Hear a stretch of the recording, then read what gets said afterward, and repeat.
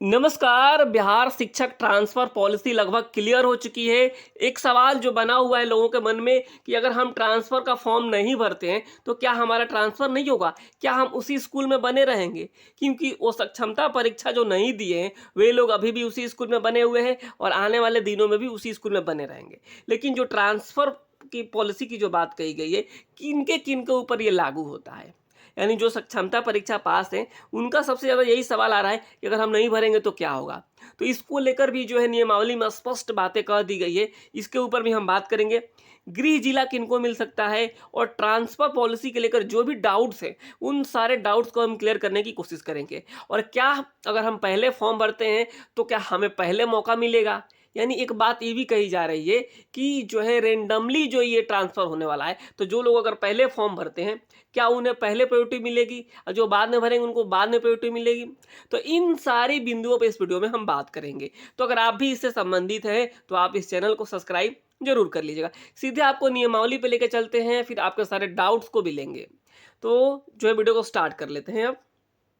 तो ये जो है नियमावली है जो फाइनली अभी जो जारी की गई है, यहाँ पे देखेंगे जो मुख्य बातें होगी मैं वही बताऊंगा। ये आप लोगों के पास ऑलरेडी पहुंच चुका होगा। अगर नहीं पहुंचा होगा तो आप लोगों को मैं टेलीग्राम में भेज दूंगा, आप लोग वहां से डाउनलोड करके देख सकते हैं कि इनमें क्या बातें कही गई है। जो मुख्य बातें हैं उसको हम जो है सबसे पहले बताने की कोशिश करेंगे कि सबसे पहले आप देखिए कैसे जो है आपको अप्लाई करना है।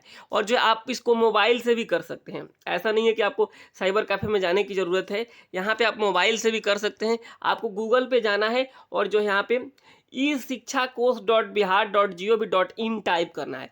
आपके पास जो है आपके सामने जो है एक पेज ओपन हो जाएगा जहाँ से आप यहाँ से इस काम को कर सकते हैं। पूरा आपको स्टेप बाय स्टेप दे दिया गया है। यहाँ पे देखिए ई-शिक्षा कोश पर लॉगिन के उपरांत डैशबोर्ड पे अंकित टीचर ट्रांसफर बटन के ऊपर क्लिक करना है।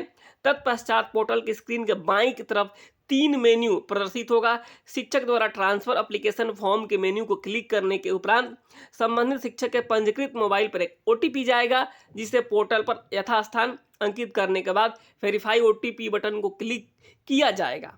इसके बाद ये तमाम चीज़ें हो जाएगी। देखिए ये फॉर्म जो है 7 तारीख से ऑनलाइन होगा। ये जैसे शुरू होगा मैं आप सभी के लिए एक वीडियो लेके आऊँगा कि आप मोबाइल से कैसे इस फॉर्म को भर सकते हैं। इसके लिए आप लोग आश्वस्त रहिए।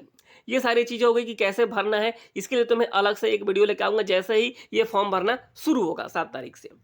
अब हम आते हैं जो सबसे बड़ा सवाल था, पहले उस सवाल का जवाब देते हैं कि जो लोग कह रहे हैं कि अगर हम कुछ भी नहीं करें तो हमारा कुछ भी नहीं होगा।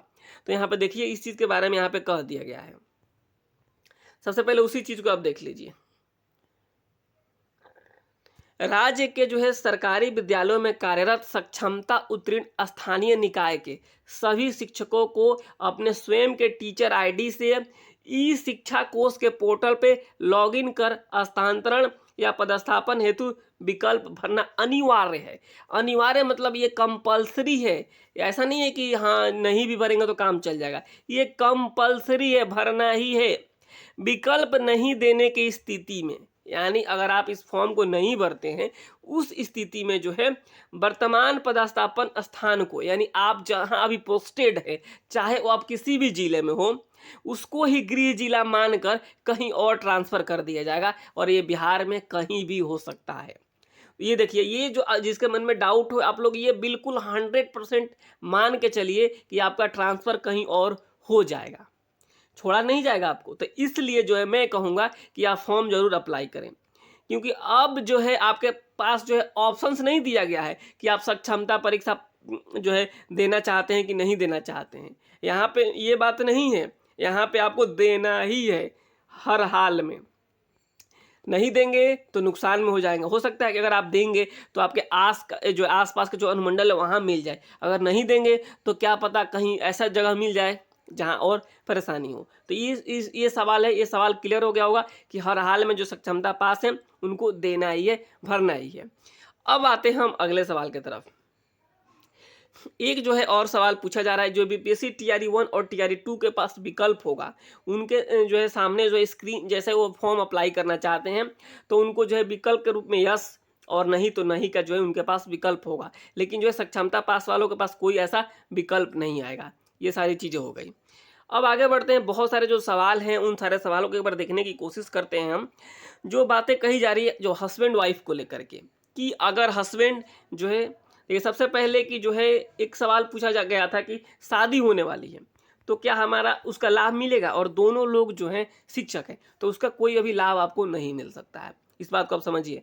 तो एक और जो है सवाल है, उस सवाल को हम, सबसे इम्पोर्टेंट सवाल है, उस सवाल को आपको दिखा देते हैं। इसमें उसके बारे में बातें भी कह दी गई है कि यदि शिक्षक या शिक्षिका के पति या पत्नी किसी भी सरकारी विद्यालय में शिक्षिका या शिक्षक हैं, जो जो है भारत सरकार का हो या फिर राज्य सरकार के जो, या फिर देखिए यहाँ पे लिखा गया है, यदि शिक्षक शिक्षिका के पति या पत्नी किसी भी सरकारी स्कूल में शिक्षक या शिक्षिका हैं, हो गया, यानी हस्बैंड वाइफ दोनों शिक्षक हैं अथवा राज्य सरकार या जो है भारत सरकार के कर्मी हैं, तो उनके पदस्थापन से संबंधित सूचना को पोर्टल पर प्रविष्ट किया जाएगा।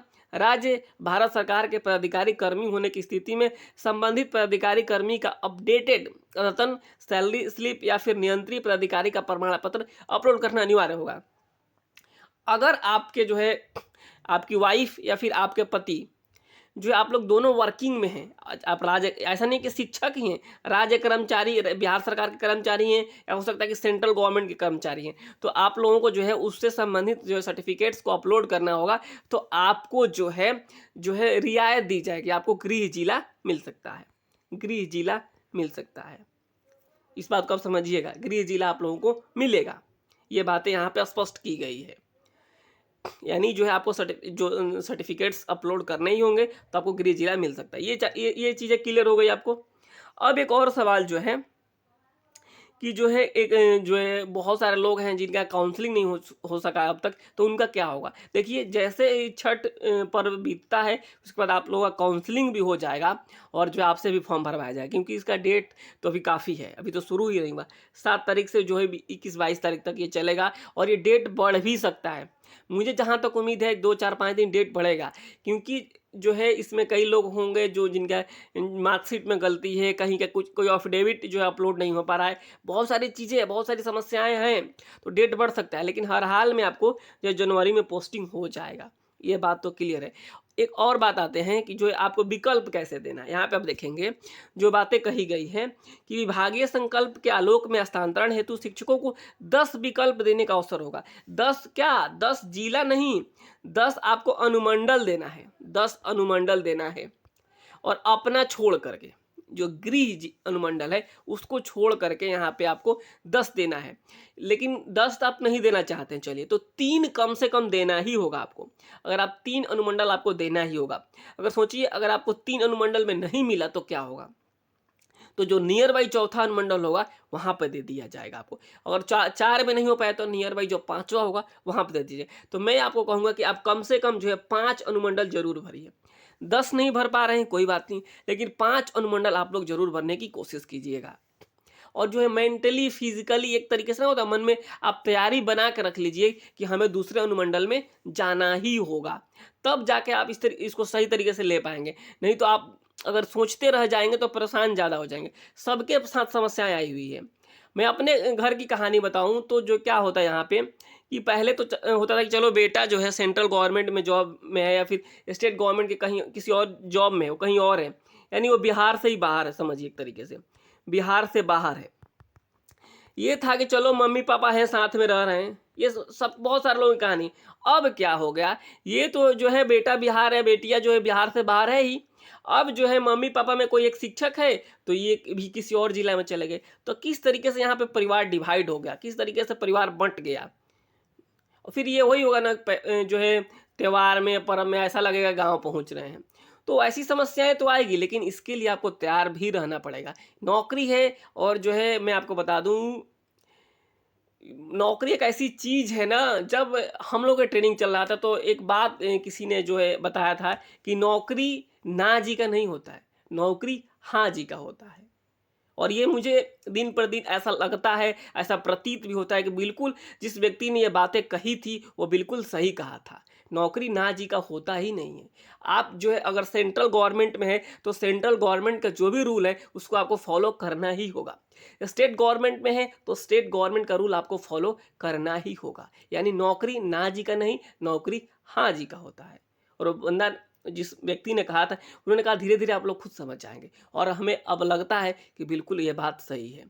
अब हम चलते हैं, जो आपको ये तो क्लियर हो गया होगा कि कैसे विकल्प देना है। अब हम आगे बढ़ते हैं। इसमें जो है 10 विकल्प, यहाँ पे देखिए ये बातें मैं जो कह रहा था यहाँ पे वो लिखी भी गई है। केवल 3 विकल्प भरा जाता है, तो दिए गए जो है 3 विकल्प के रिक्त होने की स्थिति में जो है सॉफ्टवेयर नहीं रिक्त होने की स्थिति में सॉफ्टवेयर द्वारा उन्हें उस जिला या निकटतम जिला में पदस्थापन कर दिया जाएगा। ये देखिए, ये एक बात कही गई, असाध्य रोग, गंभीर रुग्णता, दिव्यांगता के आधार पर नियुक्ति, ऑटिज्म, मानसिक दिव्यांगता के आधार पर स्थानांतरण हेतु आवेदन करने वाले शिक्षक शिक्षिका द्वारा 10-10 पंचायत जो है नगर पंचायत का विकल्प दिया जा सकता है। इसके लिए जिला, अनुमंडल, प्रखंड का चयन करते हुए पंचायत नगर निकाय का चयन किया जाएगा। ये है, ये उनके लिए जो असाध्य रोग हैं, जो गंभीर बीमारी से पीड़ित हैं, दिव्यांग हैं, मानसिक रूप से दिव्यांग हैं, तो इन लोगों को जो है अनुमंडल नहीं, आपको जो है 10-10 पंचायत भी आप सिलेक्ट कर सकते हैं।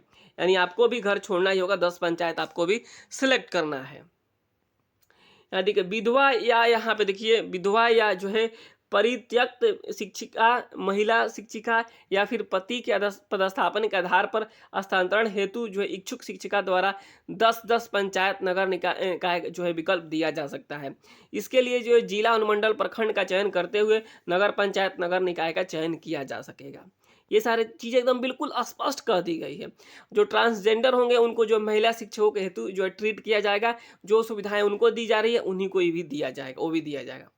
यहाँ पे साफ बातों में कह दी गई, पुरुष जो है जो शिक्षक द्वारा 10-10 अनुमंडल का विकल्प दिया जा सकता है, जिसके लिए जिला का चयन करते हुए अनुमंडल का चयन किया जाएगा। एक अनुमंडल वाले जिला के पुरुष जो है शिक्षकों को द्वारा निकटतम जिला के अनुमंडल का विकल्प दिया जा सकता है। तो ये सारी चीज़ें स्पष्ट कर दी गई है। तो एक और बात इसमें बातें कही गई, उस चीज़ को आप समझ लीजिए कि अगर आप जो है सबमिट कर देते हैं कि हम इस अनुमंडल में नहीं, इस अनुमंडल में हमारा पहला प्रायोरिटी है, तो आप इसको चाहते हैं कि हम बदलाव करें, तो इसमें बदलाव भी कर सकते हैं। ऐसा नहीं है कि एक बार गलती से अगर कुछ सबमिट हो जाता है तो आप बदलाव नहीं कर सकते। लास्ट डेट तक जो है आप इसमें बदलाव कई बार, जितना बार मन उतना बार कर सकते हैं। ये बातें भी यहाँ पे स्पष्ट कर दी गई है। आगे बढ़ते हैं, इसमें और जो बातें कही गई उस चीज़ को भी आपको दिखा देने की कोशिश करते हैं। यहाँ पे देखिए जो कहा गया है कि ऑर्डर ऑफ रेफरेंस, यानी जो है निर्धारित अधिमानता के आलोक में शिक्षकों का जो है माह दिसंबर 2024 में स्थानांतरण एवं पदस्थापन किया जाएगा। यानी दिसंबर में ये क्लियर करने की बात कही जा रही है। हालांकि मैं आपको बता दूं डेट इसमें एक्सटेंड हो सकता है, लेकिन एक बात और इसके साथ आपको कह दूं कि आप आखिरी डेट का इंतजार न ही करें तो बेहतर होगा हमारे हिसाब से। यहाँ पे आगे बढ़िए, यहाँ पे लिखा गया है कि आखिर जो सवाल पूछा जा रहा है कि आखिर होगा कैसे, मेरिट बेसिस पे होगा या फिर कोई और जो है नियम कानून लगा गया है। लेकिन यहाँ पे जो बातें कही जा रही है कि एक सॉफ्टवेयर बनाया गया, उसमें रेंडमाइजेशन होगा, यानी रेंडमली जो है किसी व्यक्ति को चुने गए जो अनुमंडल में भेजने की, फिट करने की कोशिश किया जाएगा। यानी आप जो है अपने बगल वाले अनुमंडल में भेज दिए, तो इन्होंने एक जो है एक्सेल में हो या फिर किसी तरीके से इन्होंने एक जो है फार्मूला बना रखा होगा, वो उस फार्मूला को एंटर करेंगे और सबका अपने आप ट्रांसफ़र हो जाएगा। ये बात इनका कहना है। तो एक सवाल जो आपका अभी बना हुआ है कि क्या अगर हम पहले अप्लाई करते हैं तो हमको जो है पहले मौका मिल सकता है, या फिर हम जो है बाद में अप्लाई करें तो हमें जो है थोड़ा दूर मिल सकता है। तो एक आपने देखा होगा जो एक लॉटरी वाला बात होता है कि लॉटरी वाले जो होते हैं या फिर तमाम तरीके के जो कूपन्स निकाले जाते हैं, तो आप आज कूपन खरीदो या फिर जो है आप लास्ट दिन कूपन खरीदो, सारे कूपन को एक साथ मिला दिया जाता है और फिर उसके बाद रेंडमली एक निकाला जाता है। वही हाल यहाँ होने वाला है। आप आज अप्लाई करो या फिर कल अप्लाई करो, यहाँ पे वही हाल होगा कि जो है कि कूपन निकाला जाएगा। अब जिस मतलब यानी इन द सेंस, कहने का सेंस है कि आपको उसी तरीके से ट्रीट किया जाएगा, चाहे आप आज करो चाहे जो है आने वाले लास्ट दिन करो। लेकिन फिर भी मेरा ये जो है आपको सुझाव है, आप लोगों का मेरा अपना पर्सनल ओपिनियन है कि आप जितना जल्दी हो सके अप्लाई कर दें। क्या पता जो है बाद में कुछ चीज़ें ऐसी हो जाए तो आप पहले ही अप्लाई कर देंगे तो ज़्यादा बेहतर होगा। मेरा मतलब इनडायरेक्टली आपको मेरा कहने का मतलब यही है कि आप पहले अप्लाई कर दें तो ये बेहतर होगा। ये सारी चीज़ें हो गई। अभी भी कोई डाउट्स रह गया हो आपके मन में तो आप हमसे पूछ सकते हैं, हमसे जो है कमेंट बॉक्स में लिख सकते हैं। यहाँ पे बहुत सारी चीज़ें दी गई है। एक और सवाल पूछा जा रहा था कि नगर निगम के जो महिला है कोई टीचर है, क्या वार्ड का ऑप्शन दे सकती है? नहीं, बिल्कुल वार्ड वाला कोई सिस्टम नहीं है। वार्ड का जो है आप जो ऑप्शंस नहीं दे सकते हैं। जो एक और जो है जो बातें मैं बता रहा था कि जो ऑटोमेटिक ट्रांसफ़र होगा वो तो होना ही होना है, अगर आप नहीं देते हैं तो आपका कर ही दिया जाएगा। तो ये सारी चीज़ें हैं, अगर अभी भी कोई डाउट रह गया तो आप लोग हमसे सवाल पूछ सकते हैं, जान सकते हैं। तो चलिए इस वीडियो में इतना ही, लगभग संभवतः क्लियर हो गया होगा सारा चीज़ कि किस तरीके से आपको फॉर्म को अप्लाई करना है, और जैसे ही अप्लाई शुरू होगा मैं आप सभी को ज़रूर बताने की कोशिश करूँगा। नमस्कार, धन्यवाद।